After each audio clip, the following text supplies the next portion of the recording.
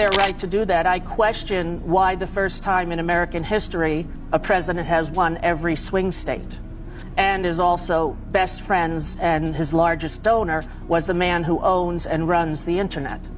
So I would hope that that would be investigated and that we would see whether or not it was an anomaly or something else that happened on election night in America when Kamala Harris was filling up stadiums with people who supported her, and Donald Trump was not able to do that. It's been amazing. It's just so exciting to see him really giving a voice to people who haven't had a voice in a very long period of time. The hardworking, blue-collar Americans that made this country so great, they seem like the only demographic that doesn't get catered to anymore in politics, and I think his message is resonating so well with them. So it's just an honor to be able to go around the country and have these people come up to me and say, Don, thank you for letting your father do this, as though I had any control over, Es geschah live. Und es ließ Millionen fassungslos zurück. Rosie O'Donnell, die sich nie auf die Zunge beißt, hat gerade eine Wahrheitsbombe platzen lassen, die die Trump-Familie in ihren Grundfesten erschüttert hat. Und dieses Mal war sie direkt an Eric und Don Jr. gerichtet. Und Donald Trump erupted. Was hat Rosie gesagt, das eine so explosive Reaktion des ehemaligen Präsidenten ausgelöst hat? Kommentieren Sie mit 1, wenn Sie auf Rosies Seite stehen, oder mit 0, wenn Sie denken, dass sie die Grenze überschritten hat. Lassen Sie uns diesen schockierenden Moment auspacken. Jetzt gleich.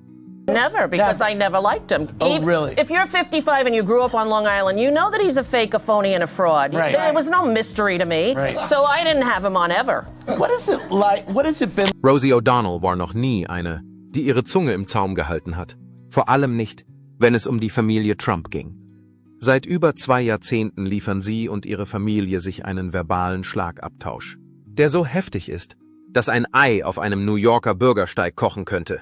Donald Trump Sr. nannte sie ein Schwein, sie bezeichnete ihn als Betrüger. Und der Rest ist, wie man so schön sagt, Reality-TV-Geschichte. Aber dieses Mal steht nicht der ehemalige Präsident im Mittelpunkt. Seine Kinder, Eric und Donald Jr., sind wieder einmal in Rosies humoristischem Fadenkreuz gelandet. Was also hat sie dieses Mal auf die Palme gebracht? Waren es die ständigen Twitter-Tiraden der beiden? Ihre Podcast-Beiträge klingen wie abgelehnte Drehbuchnotizen für die Nachfolge. Oder lag es einfach daran, dass sie so selbstbewusst sind wie ein paar dekorative Buchstützen? Die Lösung ist wie immer all das oben genannte. Rosie, bewaffnet mit ihrem typischen Witz und ihrer Verachtung für Dummheit, warf einen Blick auf die neueste Rede von Trump Jr. geworfen. Eine meandernde, rotgesichtige Tirade über Popkultur und Männlichkeit. Und beschlossen, dass es an der Zeit ist, sich an der Diskussion zu beteiligen. In einem verbalen Feuerwerk, das man nur als solches bezeichnen kann, schnitt sie die Brüder mit der Präzision eines New Yorker Feinkostschneiders in Scheiben. Bring out one actor. Remember in 2020 when every A-list actor in the world showed up for Joe Biden, they lined up one by one? Now they get one person. Dwayne "The Rock" Johnson disavowed, said, hey, listen, I regret voting for him. Cardi B, all the people that lined up behind Joe Biden understand that he has failed our country, he has failed the citizens of this nation, frankly, he has failed the world. But the fact that they are holding a rally across the seat from this very witch hunt, right across the street, tells us exactly what we all knew all along, that it is a political persecution. You guys are here. We're going to get to Triggered, the book, in a moment, and your relationship. But you did something that triggered a lot of people yesterday, including myself, by releasing the name of the whistleblower. The whistleblower whose complaint has now led to impeachment hearings. The whole point of releasing a name is to intimidate someone, to threaten someone, and to scare other people from coming out. That's something that dictators do. I've lived in China. I've seen that firsthand. That's not what America does. That's not who we do. We stand by our people. Why did you want to release the name? Listen, Abby, I think it's a fair question. I think the reality of the answer is the whistleblower's name was on a little website called The Drudge Report a couple of days ago. It was in Real Clear Politics. I literally quote tweeted an article that had the guy's name in the title of the article. So that whole thing is nonsense, but I wish the outrage would be equal. I mean, there was no... Auch Eric, die Zweitbesetzung in diesem andauernden Familiendrama, kam nicht ungeschoren davon. Rosie, die sich nie einen leichten Angriff entgehen ließ, bemerkte, dass sein einziger Beitrag zur politischen Konversation darin zu bestehen schien, unbeholfen hinter seinem Bruder zu stehen und zu nicken, wie eine Animatronik bei Chuck E. Cheese. Sie beschrieb Eric Trump als das menschliche Äquivalent einer Ellipse. Er steht einfach nur da, existiert, nimmt nicht wirklich teil, ist aber technisch gesehen eine Phrase. That your daughter Ivanka has been privileged to have.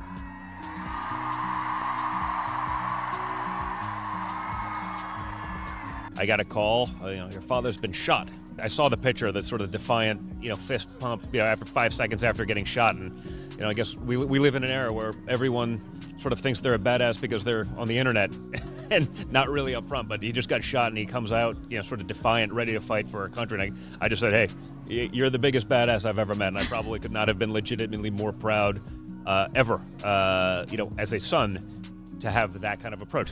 Das Geniale an Rosies neuestem Braten ist nicht nur, dass er humorvoll ist, sondern auch, dass er genau zutrifft. Don Jr.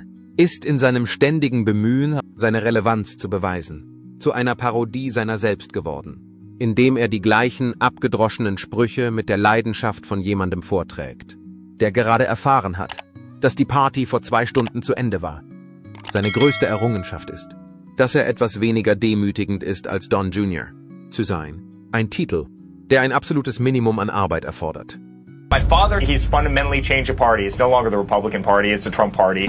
Catholic family, but I didn't have a mother, and my dad wasn't really available, and we were 5 kids who sort of survived on our own, so It wasn't really an issue. I think it's harder for people to come out who have parents. If you don't have parents, and I really didn't have parents, there's no one to tell. You tell your little sister, she's like, so?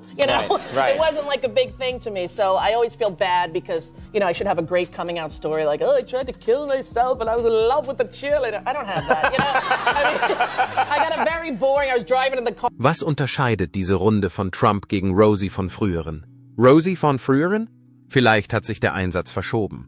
Seit ihr Vater nicht mehr im Weißen Haus sitzt, versuchen die Trump-Brüder in einer Welt, die sich bereits weiterentwickelt hat, relevant zu bleiben. Was ist mit Rosie? Sie ist immer noch da. Immer noch klug, witzig und der letzte Typ, dem man in einem Krieg der Geister begegnen möchte. Werden die Trump-Brüder darauf reagieren? Oder werden sie so tun, als hätten sie nicht gehört, während sie die neueste Anklage ihres Vaters hören? Die ganze Tragödie begann mit ihrem Vater, einem Mann, dessen größte Leistung, abgesehen davon, dass er 2-mal die Wahl verloren hat, darin bestand, Konflikte zu wählen, auf die er nicht vorbereitet war. Nichtsdestotrotz war er 2006 dabei, als er in der Sendung The View eine wütende, mit Peroxid angereicherte Hetzrede gegen Rosie O'Donnell hielt, weil sie den Mut hatte, ihn dafür zu kritisieren, dass er genau so ist, wie er ist. Here in New York City, Donald Trump Jr. and his brother Eric Trump both on the stand today in the state's financial fraud trial. Once they were given control of the Trump Organization, what the Trump sons claimed today that they did not know. Here's Aaron Katursky. Have been bankrupt, but he's come back. The people beneath him who he owed money to got shorted out of the money, but he got to try again, and you know what saved him the second time? After his father died, with that money, he paid off all his bankruptcy. This is not a self-made man. He's honorable. He paid off his creditors. No, he didn't. He didn't pay off the people he owed. They put you on a payment plan. Lawsuit. Get ready. This is going to be good. Rosie, they put you on a payment plan. He sues, He's going to sue me, but he'll be bankrupt by that time, so I won't have to worry. But I don't know. I just think that this man is like sort of one of those, snake oil salesmen in Little House on the Prairie. You remember that episode where the guy would come in with a lot of bottles? Rosie warf ihm vor, häufiger als ein Monopoly-Spieler Konkurs anzumelden und sich als moralische Instanz aufzuspielen, während er Miss Universe wie einen schmutzigen Nachtclub in Las Vegas führe. Trump, ganz der Shakespeare'sche Wortschmied, antwortete ihr, indem er sie ein großes Schwein und einen Versager nannte und bestätigte damit ihr Argument. Das folgende Jahrzehnt verbrachte er damit, von ihr besessen zu sein, wie ein Mittelschüler, der beim Abschlussball abgewiesen wurde. Pressekonferenzen und Interviews. Er könnte über einen Atomkrieg sprechen. Und Rosie O'Donnell würde in seinem Kopf auftauchen. Mietfrei für immer. Jedes Mal, wenn Rosie Luft holt, beeilt sich einer von ihnen, eine schwache, wutentbrannte Tirade über die extreme Linke aufzunehmen. In einer Situation, die dem Badezimmer ihres Vaters unheimlich ähnlich sieht. Junior, der normalerweise als erster das Wort ergreift, benutzt Rosies Namen gerne wie Beetlejuice, in der Erwartung, eine mystische Welle konservativen Mitgefühls auszulösen. Sie ist verrückt, ruft er aus, und seine Stimme zittert mit der Verzweiflung eines Mannes, der gerade festgestellt hat, dass er mit seinem Vermögen kein Charisma kaufen kann. This conversation about Rosie O'Donnell is about Rosie, but it's really not about Rosie. It's about whether this is a serious step for people to take to leave the country just because of Donald Trump.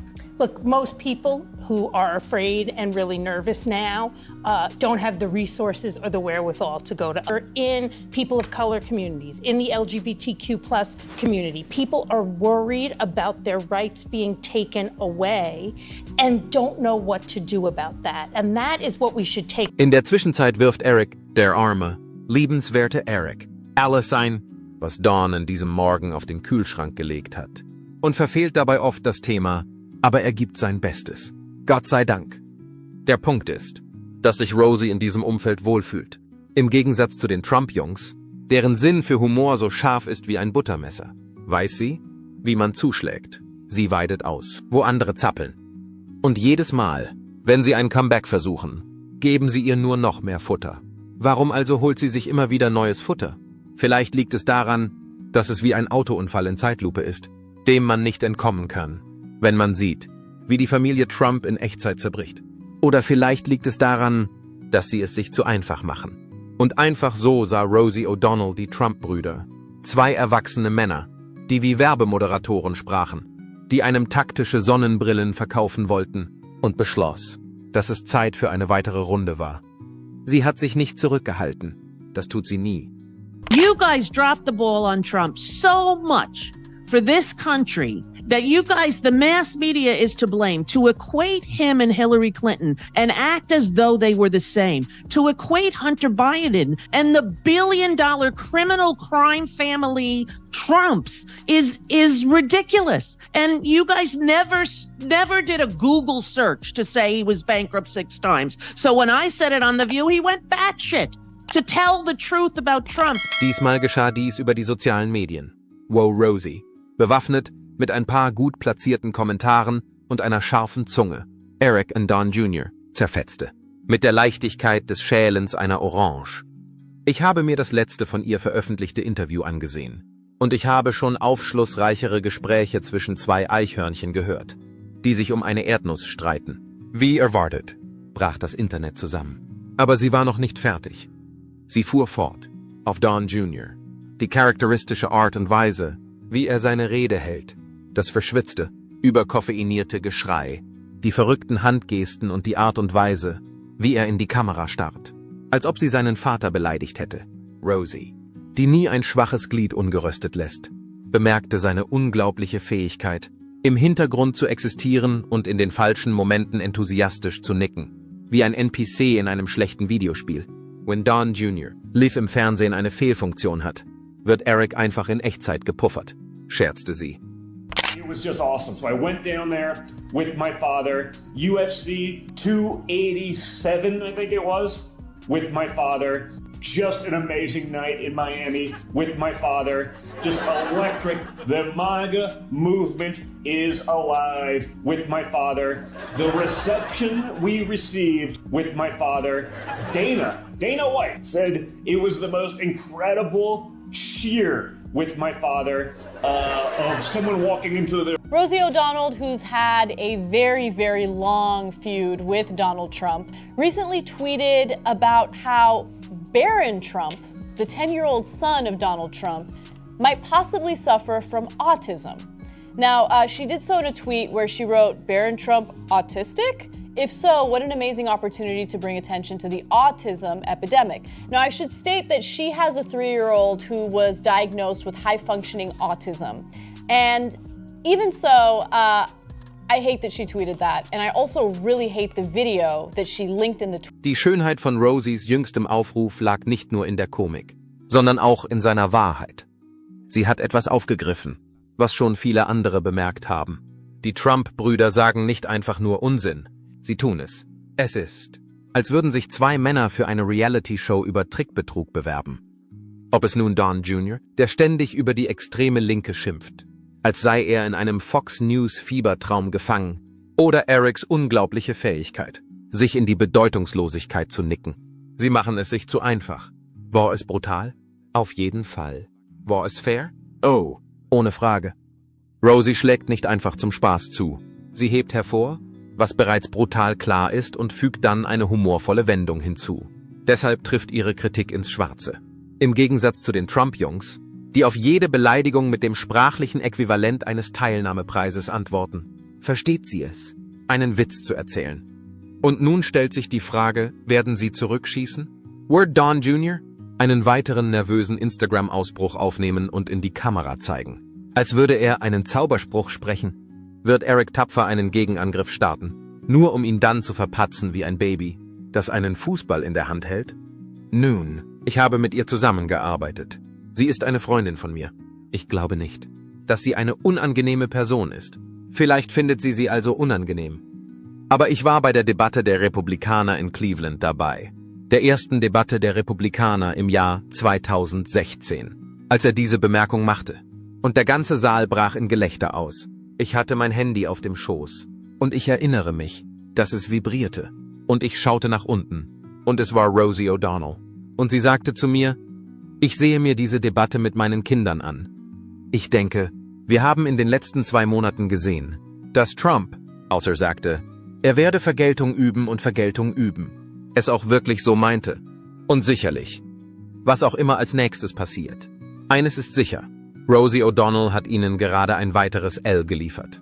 Und wie immer rennen sie los, um es aufzuheben, ohne zu merken, dass es schon die ganze Zeit auf dem Boden liegt. Wie ein Uhrwerk. Don Jr. als erster den Köder geschluckt. Denn wenn es etwas gibt, dem er nicht widerstehen kann, außer aggressiv mit dem Finger in eine Kamera zu zeigen, dann ist es die Gelegenheit, das Opfer zu spielen. Innerhalb weniger Stunden war er wieder auf Instagram zu sehen, mit großen Augen und brüchiger Stimme. Er geriet in einen Wutanfall, der so klang, als hätte er gerade 6 Red Bulls getrunken und die Hälfte eines Breitbart-Artikels gelesen. Diese Hollywood-Eliten glauben, dass sie uns auslöschen können, schrie er und wirkte dabei weniger wie eine ernstzunehmende politische Figur, sondern eher wie jemand, der einen Mixer ohne Quittung zurückgeben will. Schließlich gelang es ihm, etwas leicht Rebellisches zu twittern, aber es war so wenig, dass es nicht einmal seine eigenen Fans bemerkten. Traurig. Rosie ist immer noch vernarrt in unsere Familie, schrieb er, wahrscheinlich mit einem Finger, während er mit dem anderen versuchte, eine Capri-Sonne zu öffnen. Zunächst einmal, wie fühlt es sich an, Rosie auf Amazon? Kommen zu übertreffen? Nun, wir machen sie fertig. Mein Buch ist nur einen Tag draußen. Es ist gerade herausgekommen und wir machen sie fertig. Also bin ich sehr glücklich darüber. Nur weil ich wettbewerbsorientiert bin. Aber es ist leicht, Rosie auszustechen. Und was ist mit den Gerüchten? Das. Nun, Rosie O'Donnell ist ekelhaft. Ich meine, sowohl innerlich als auch äußerlich. Sieh sie dir an. Sie ist eine Schlampe. Sie redet wie ein Lastwagenfahrer. Rosie hat mich persönlich angegriffen, weil ich sehr froh war, als ihre Talkshow scheiterte. Die andere Sache, die gescheitert ist, und das war ein echtes Monster, und jeder hat sie verklagt, war ihre Zeitschrift. Ihre Zeitschrift Rosie war eine totale Katastrophe. Also habe ich es geliebt. Ich freue mich darüber. Aber ich finde es wunderbar, weil ich es mag, wenn schlechte Menschen scheitern. Rosie ist gescheitert. Ich bin glücklich darüber. Sie ist einfach. Natürlich ist das alles nicht originell. Das war direkt aus dem Spielbuch ihres Vaters. Wenn sie verspottet werden, verteidigen sie sich nicht, sondern greifen sie an. Wenn du beleidigt wirst, reflektiere nicht, sondern spiele das Opfer. Wenn du verlierst, gib die Niederlage nicht zu, sondern betrachte dich als Gewinner. Trump Sr. hat diese Strategie perfektioniert. Und seine Söhne sind trotz aller Bemühungen wie Nachahmer des Originaldesigns. Lauder, weniger effizient und anfällig für Pannen. Die MAGA-Basis ist eine gemischte Tüte. Einige eifrige und treue Anhänger überschwemmten die Kommentare mit Feuer-Emojis und Behauptungen, dass die Trump-Jungs die Liberalen vernichten würden. Andere hingegen waren sich da nicht so sicher. Selbst unter Konservativen kann man Don Jr. nur so oft über Sozialismus schreien sehen, bis es einem zu viel wird. So oft über Sozialismus schreien sehen, bis es sich anfühlt wie ein überstrapazierter Weinzusammenschnitt von 2014. Es ist, als würde man eine Komödie sehen, die schon viel zu lange läuft, nur dass die Autoren sich weigern, die Hauptfiguren zu entwickeln. Wie denken Sie über den Geheimdienst? Die Kugeln flogen genauso dicht über sie hinweg wie über meinen Vater. Mein Sohn ist ein großer Fan von Ihnen. Barron. Wirklich? Barron ist? Ja. Er hat gerade seinen Highschool-Abschluss gemacht. Stimmt's? Das hat er gerade. Er kennt dich sehr gut. Er sagte, Dad. Er ist groß. Hat er sich schon für ein College entschieden? Ja. Und er bereitet sich darauf vor, im Herbst zu studieren. Ein gutes College. Ein sehr gutes College. Und er war immer ein sehr guter Schüler. Er ist klug. Kluger Kopf. Ja. Was bewundern Sie an jedem Ihrer Söhne? Dawn ist ein Jäger. Er ist ein großartiger Jäger. Er weiß alles über diese Welt und über Waffen und alles. Eric liebt ebenfalls das Geschäft. Er liebt Immobilien. Auch sehr viel von einem Jäger. Und so jung, wie sie waren mit ihrem Großvater. Und er würde ihnen die Jagd in der Tschechoslowakei. Und irgendwie haben sie sich sehr gut entwickelt. Auf den ersten Blick scheint es sich um einen weiteren Prominenten zu handeln, der 2 politische Nepotisten röstet, die keine 5 Minuten außerhalb ihres vererbten Kokons überleben könnten. Aber über die Show hinaus ist diese ganze Geschichte mit etwas Größerem verbunden. Etwas, das über Don Jr. und Erics anhaltende Suche nach einer Persönlichkeit. Rosie macht nicht nur Witze, sie hält uns einen Spiegel vor. Denn in einer Welt, in der diese beiden immer noch als politische Stimmen gelten, muss uns jemand daran erinnern, wie dumm das alles ist. Die Trump-Brüder sind weder ausgeklügelte Denker, noch Politikspezialisten, noch Männer des Volkes. Sie sind glorifizierte Marktschreier, die verzweifelt versuchen, in einer Post-Trump-Welt relevant zu bleiben. Trotzdem haben sie nach wie vor eine Plattform, verlangen Schlagzeilen und rufen auf Zuruf Empörung hervor. Comedy war schon immer eine Waffe gegen die Mächtigen. Und in einer Ära der Desinformation und fabrizierten Opferrolle schneidet Satire auf eine Weise durch die Kakophonie, wie es trockene Analysen nicht können. Ihr Spott ist nicht nur zum Lachen gedacht. Es geht darum, den Unsinn zu entlarven, das falsche Selbstvertrauen zu zerstören und die billige Theatralik zu enthüllen, die dahinter steckt. Offenbar gab es einen schmutzigen Speisesaal und es gab sehr altes Essen, verdorbenen Kaviar und ungekühlte Ente. Ich sage nur, dass es das ist, was ich in der Zeitung gelesen habe. Aber natürlich bin ich sicher, dass er einen Weg finden wird, Obama dafür verantwortlich zu machen. Aber gibt es einen echten Wandel? Das ist die Millionen-Dollar-Frage. Die Call-out-Kultur ist zu einem gängigen Merkmal des modernen Diskurses geworden, obwohl ihr Erfolg vom Ziel abhängt. Ein Comic, der einen echten Politiker aufspießt, hat das Potenzial, die Perspektive zu beeinflussen. Aber was ist mit den Trump-Brüdern? Sie leben davon. Ihr gesamtes Image ist darauf aufgebaut, ewige Opfer der Hollywood-Elite zu sein, auch wenn sie ihren eigenen Fans goldene Schuhe und teure Bibeln verkaufen. Aber hier ist der Haken an der Sache. Wenn ihre gesamte politische Bedeutung darauf beruht, dass sie die Zielscheibe des Spotts sind, haben sie vielleicht schon verloren. Die Gebrüder Trump hingegen sind aufgeschmissen, schreien in ihre Telefone und versuchen verzweifelt, ihr schrumpfendes Publikum davon zu überzeugen, dass sie die wahren Opfer sind. Als ob es einer politischen Verfolgung gleichkäme, wenn man auf Twitter gegrillt wird. Von den 125 Delegierten des unglaublichen Staates Florida nominieren wir hiermit jeden Einzelnen für den größten Präsidenten, der jemals gelebt hat. Und das ist Donald J. Trump. Hiermit erklären wir ihn zum Kandidaten der Republikaner für das Amt des Präsidenten der Vereinigten Staaten von Amerika. Aber seien wir ehrlich, das ist kaum ein Schlag, der jemanden KO schlagen wird. Es ist nur eine weitere Runde in einem Konflikt, der niemals endet und wirklich lächerlich ist. Ein Streit, der so lange wüten wird, wie der Name Donald Trump in schrille Waren eingenäht und an jeden verkauft wird, der bereit ist, das meiste Geld dafür zu zahlen. Was ist also der nächste Schritt? Erhöhen die Trump-Brüder ihre Einsätze? Die Frage ist, ob Don Jr. ein weiteres lächerliches Video veröffentlichen wird, in dem er gegen die extreme Linke schimpft und dabei wild auf nichts zeigt. Es besteht kein Zweifel daran, dass Rosie in Ordnung sein wird. So viel ist sicher. Wer sind die Trump-Brüder? Wenn sie zurückkehren, werden ihre Gesichter rot sein, ihre Stimmen heiser und sie werden über den Mangel an Kultur jammern, während sie gleichzeitig um mehr Aufmerksamkeit bitten. Wenn sie dann zurückkehren, werden Rosie und der Rest der Welt bereit sein, wieder von vorne zu lachen. Das ist wahr. Was halten Sie von diesem bahnbrechenden Moment? Schreiben Sie einen Kommentar. Hat Rosie die Wahrheit aufgedeckt oder einfach nur Staub aufgewirbelt? Und wenn du auf rohe, ungefilterte Dramen und unerwartete Momente wie diese stehst, dann drück den Like-Button, abonniere die Seite und lass die Benachrichtigungsglocke läuten, damit du nie wieder verpasst, was als nächstes kommt.